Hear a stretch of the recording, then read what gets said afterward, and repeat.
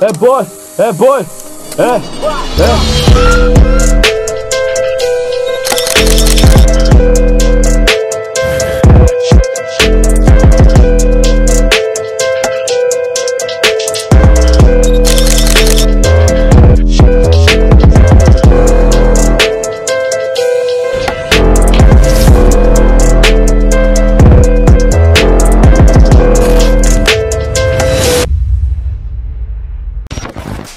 Mais c'est bien quoi. On est là et toi ça va? La forme? C'est bien. Et... Déjà merci d'avoir répondu à l'invitation. Merci à toi également. De nous accueillir ici.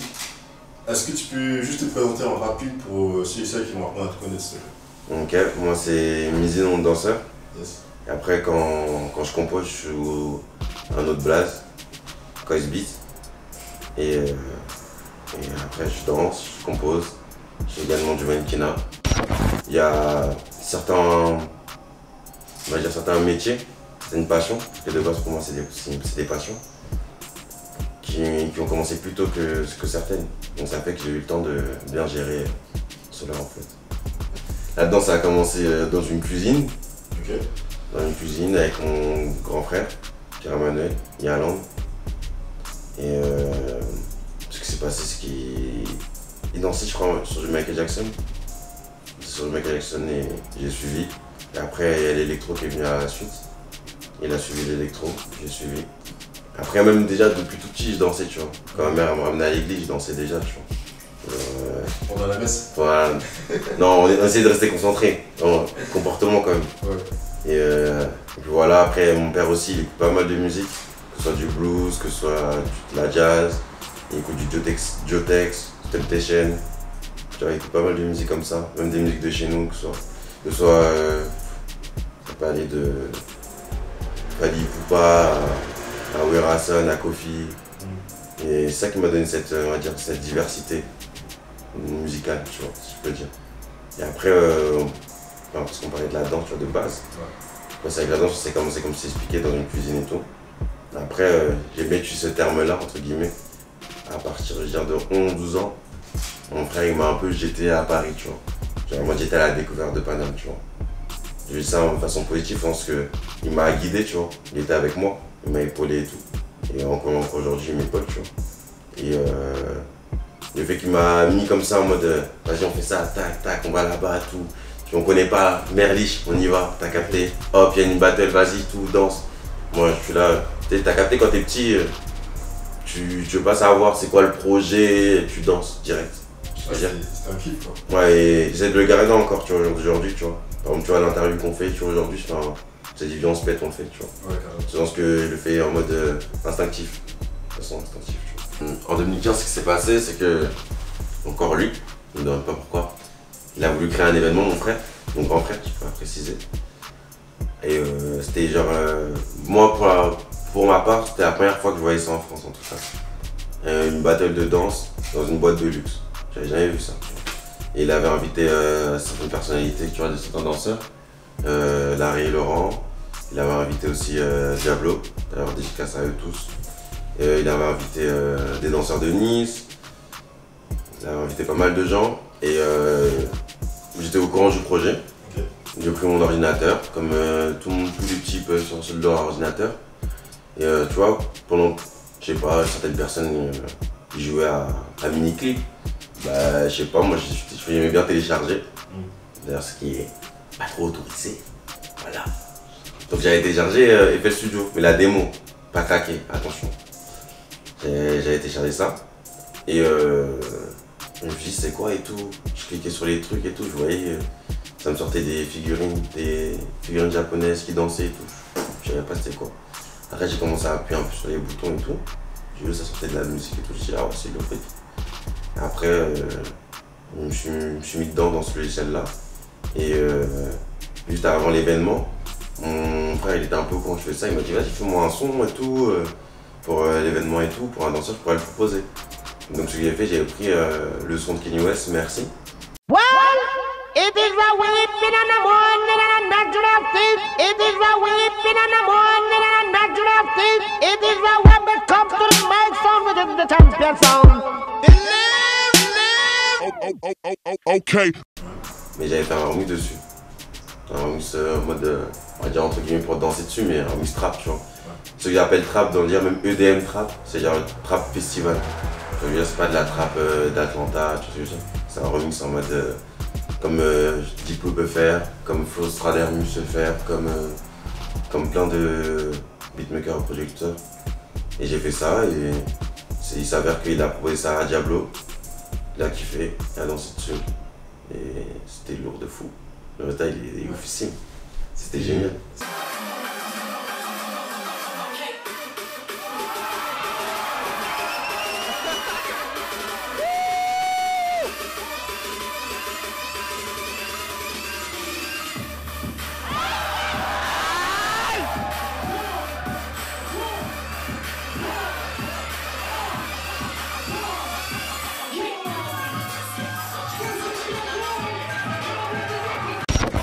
Tu es champion du monde, je pense.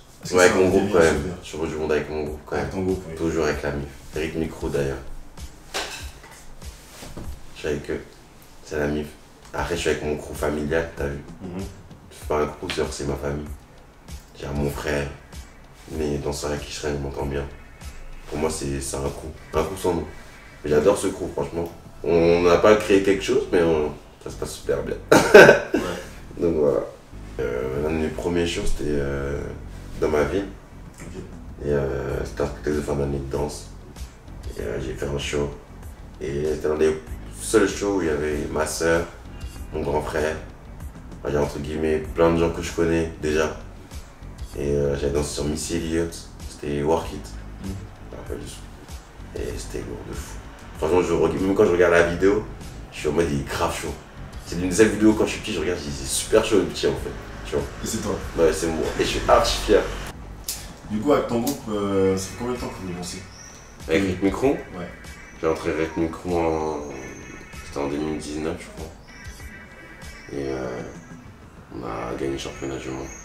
Dans quelle discipline? L'électro. C'était en électro, c'était lors du LRC. Okay. Qui est une battle mondiale, t'as plusieurs groupes qui viennent de différents pays. Et dans ce délire-là, on a réussi à faire un bon jazz.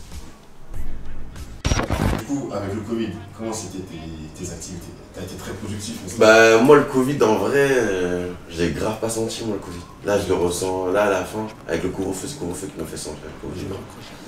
Parce que moi dès le début du Covid, ça a commencé en 2020, ouais. Moi j'étais en séminaire.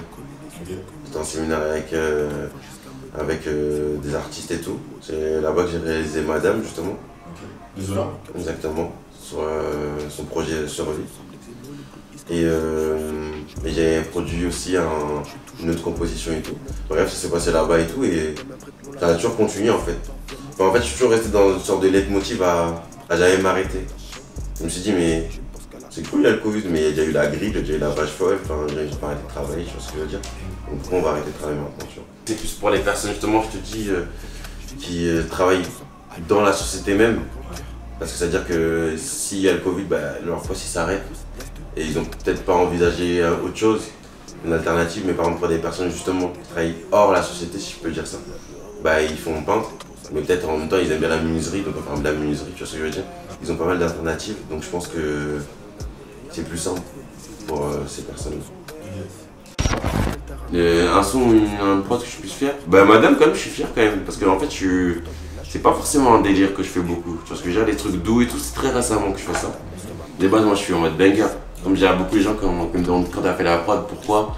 Moi j'ai commencé à écouter de la musique, vraiment le rap, grâce à tout ce qui est venu avec, tu vois. Par la suite, DatPiff, Hot Me Hip Hop, tous ces sites-là. Et quand j'ai fait la découverte de Big Mill, c'était là en vrai. C'était là où je me suis dit en fait, moi ça que je vais faire, je vais faire des prods, t'as vu. Je vais faire de la musique, je vais faire ça. Je vais faire des prods qui tabassent, les gens ils bougent leur tête, ils ont torticolis, tu vois ce que je veux dire? Enfin, c'est, tu vois. Je suis grave ouvert d'esprit. Je peux faire un son avec un mec qui fait du reggae, j'ai de la jazz, de la dancehall, de la K-pop surtout, franchement, si les Coréens vous me voyez, je vais faire de la K-pop. Je vous dis, je vais faire de la K-pop, voilà, comme ça c'est dit. Vous me contactez, you read my mail on my Instagram, and you send me a message directly. Dans le délire, la K-pop même, ça m'intéresse de fou, tu vois, je suis ouvert à tout, l'électro, de la trance, du rock, ouais. Tout. Alors dis-moi du coup, le making ou la danse? Aucun des deux en vrai. Okay. Donc un des deux, genre on met les deux en même temps. En vrai, quand tu danses, t'as besoin de son. Quand tu fais des prods, t'as envie de voir les gens bouger leur tête dessus. Je trouve ça ensemble, tu vois.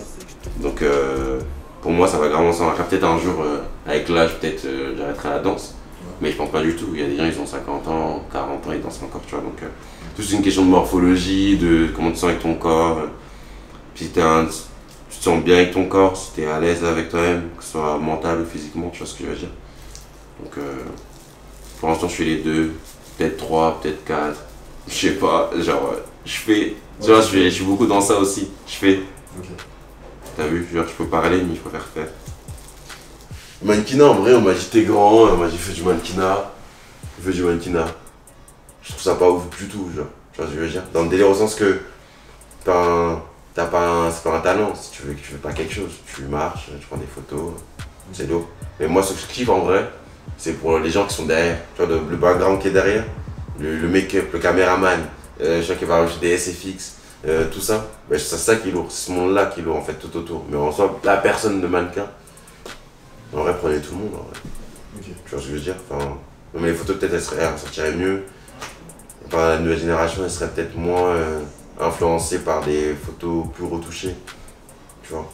Après j'ai déjà pu travailler pour des enseignes, tu vois, que ce soit pour ASICS, Puma, Adidas, Nike, mais au niveau du son, j'ai déjà pu travailler pour Shoes Up Mag, pour quoi encore, pour plein de divers magazines, en vrai pour Disney Channel, okay.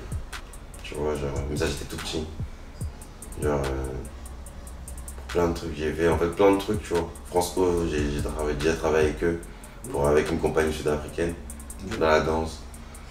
Dans le mannequinat, j'ai déjà défilé pendant la Fashion Week. J'étais pour plein de marques qui se mettaient en avant. Après, il faut y aller, tu vois.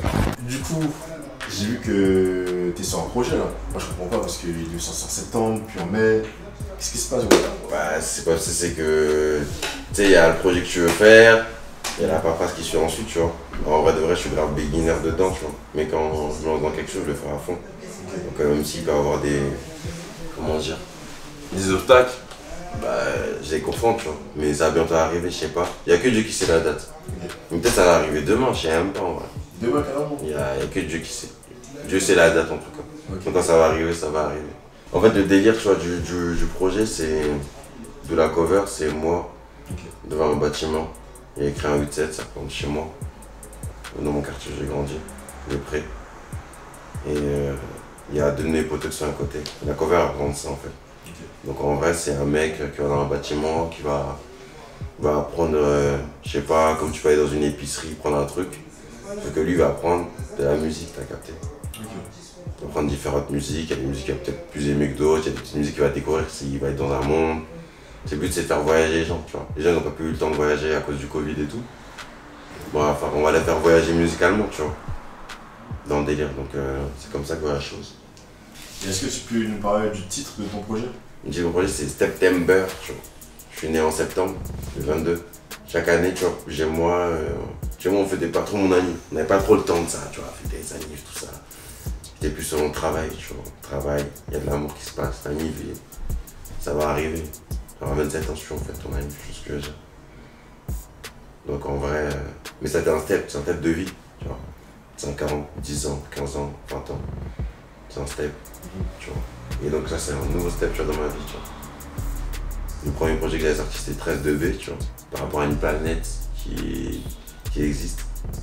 C'était un peu avant-gardiste aussi, dans le délire. J'aime beaucoup tout ce qui est néo, tu vois, j'écoute beaucoup Arca. J'écoute beaucoup Brodinski, tu vois, des mecs qui sont graves dans leur délire. Donc voilà. Tu es fier de ton projet? Franchement, ouais, je kiffe.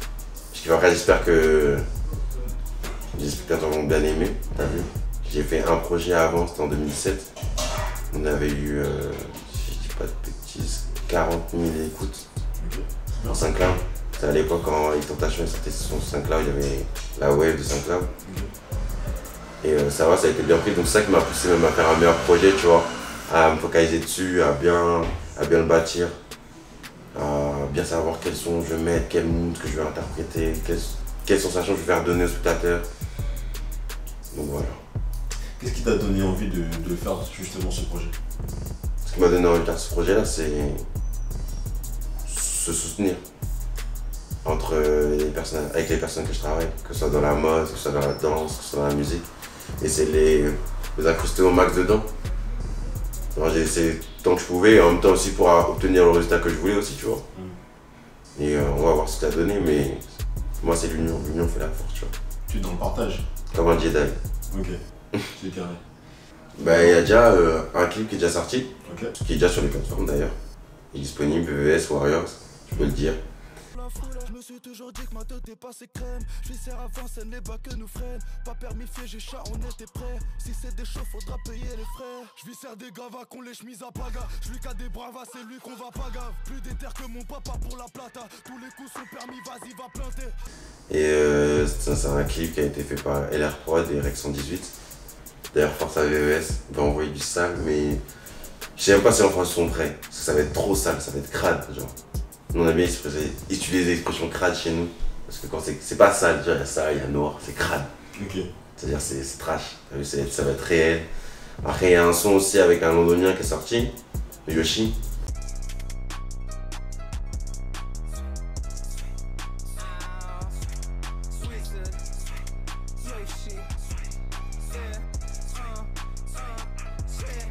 Et il y a déjà 2 clips.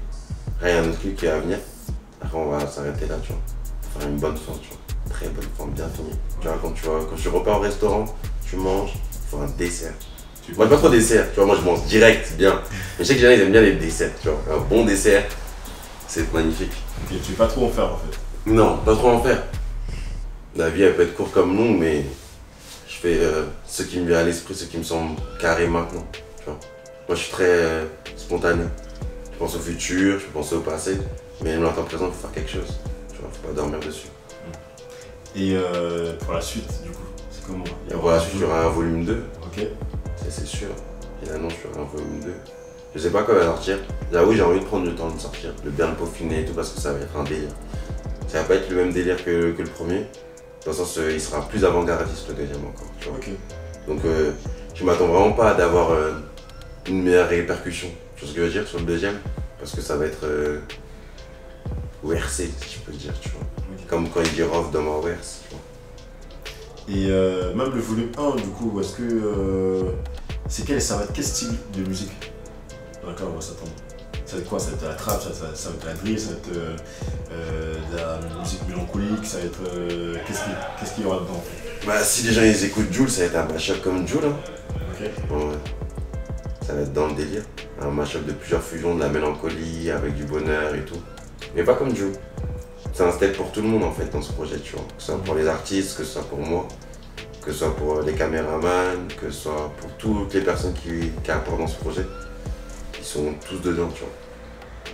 J'espère même au volume 2, tu vois, en bas mettre tout crédité, tu vois. Faire des feats, franchement des feats c'est ce que j'aimerais trop faire. J'aimerais limite être un beatmaker qui fait que des feats. Ok. Tu vois, vraiment que des feats, que des rencontres d'artistes et. Parce qu'en fait c'est une autre vision. C'est un mec à son monde, un autre mec à son monde, et toi tu dois créer ce monde là. Tu vois, je parle le délire pour le beatmaker, donc c'est encore mieux. Des feats que moi j'aimerais bien faire. J'aimerais bien voir Osiris Jack avec The. Je verrais bien aussi un SB de la Uzi. Ok. Ça pourrait être sale de fou. Et je vois bien Emigé avec Fresh. Est-ce que tu peux nous parler de comment tu étais en studio, en compagnie des artistes? Comment tu as travaillé ce projet? Voilà, est-ce que tu peux nous dire tout ça, s'il te plaît? Bah, ce qui se passe, c'est. De base, j'étais à 2 studios. 2 studios qui se situent à Paris. Shoutout à Ola et Détroit. Avec eux que je taffe. Après, je taffe avec d'autres beatmakers comme The Magiel. Qui a déjà pu travailler avec Uzi. Avec d'autres beatmakers, je suis grave ouvert, tu vois. Et je travaille dans ces 2 studios. Genre, comment je débute une session, entre guillemets, on arrive déjà à l'heure. Important, ponctualité, tu vois. On arrive à l'heure. Et ce qui se passe, on entend l'artiste. L'artiste, s'il est ponctuel, ça le fait. Pas ponctuel, ça le fait pas. Ils viennent à nos studios, tranquille, on parle. T'as vu, moi je suis un humain. Mais aussi, c'est des humains. Et ça que j'aime bien cette réciprocité, tu vois. cette conscience. Il y a beaucoup de rappeurs qui l'ont et c'est formidable en vrai. Et vous savez qu'on parle des goûts, des couleurs, comment tu vas rencontrer et tout. Après ça fait écouter soit des prods, ou soit ça fait des prods directement sur place. Moi j'aime bien faire sur place, tu vois. Quand tu vas dans un restaurant, t'aimes pas prendre à emporter. T'aimes bien monter sur place, tu vois. Ben, je dois faire un plat sur place, tu vois. Un bon plat, consistant. Que moi je vais aimer, tu vas aimer. T'es d'accord? Ouais, t'aimes bien. Vas-y, on continue. Ouais. T'aimes bien ça, tac, tadana? Ouais, t'aimes bien tadana? Ok, on continue, tu vois ce que je veux dire. J'aime pas, ouais, tu peux enlever, tac, on enlève, tu vois ce que je veux dire. J'écoute, ah non, mais ça c'était pas mal en fait au final. Ah ouais, ouais, tu vois. On essaie de s'organiser au mieux, tu vois. J'ai un peu aussi sur la DA du son. Tu vois, pour que le son soit parfait, nickel. Pas que les gens ils écoutent, après 2 semaines ils disent ah en fait ouais, il fallait augmenter ça et tout. Si on arrive à cette finalité là, c'est-à-dire qu'il faut le rebosser, c'est-à-dire qu'on n'a pas bossé comme il fallait, tu vois, dessus. Tu vois, donc on doit retravailler dessus, tu vois. Donc j'ai toujours écouté. Tu vois, j'écoute toujours. Même si c'est une personne pas connue, grave connue, j'écoute.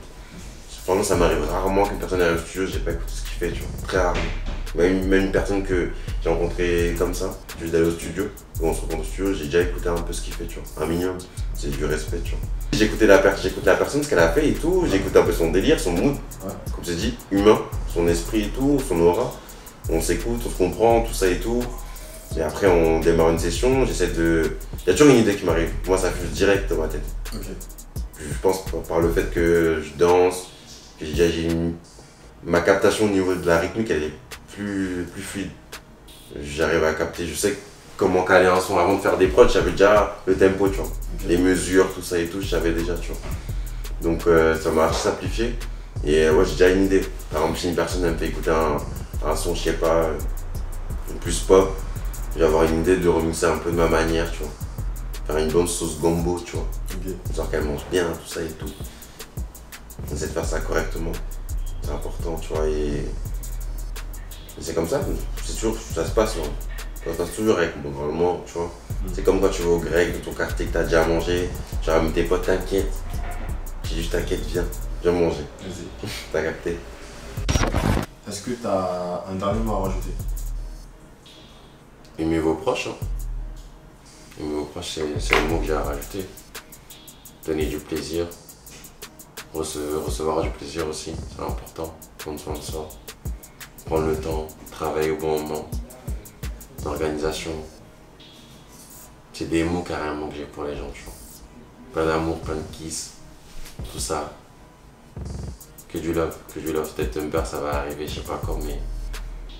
Ça va arriver, on va... C'est crade. Ça va être crade. En tout cas, peut-être si les gens vont pas entendre parler, mais quand ils vont écouter, ils vont... C'est crade. On entend pas, c'est sûr. Ça va sonner fort. Ah, essaye. Merci Lizzy. Merci à toi, Jeffrey. Je t'en prie. J'espère qu'on se reverra. Tu connais, quand tu veux. Sûr. C'est easy. Mais ça, c'est les Jégui. Merci vous. Merci frérot.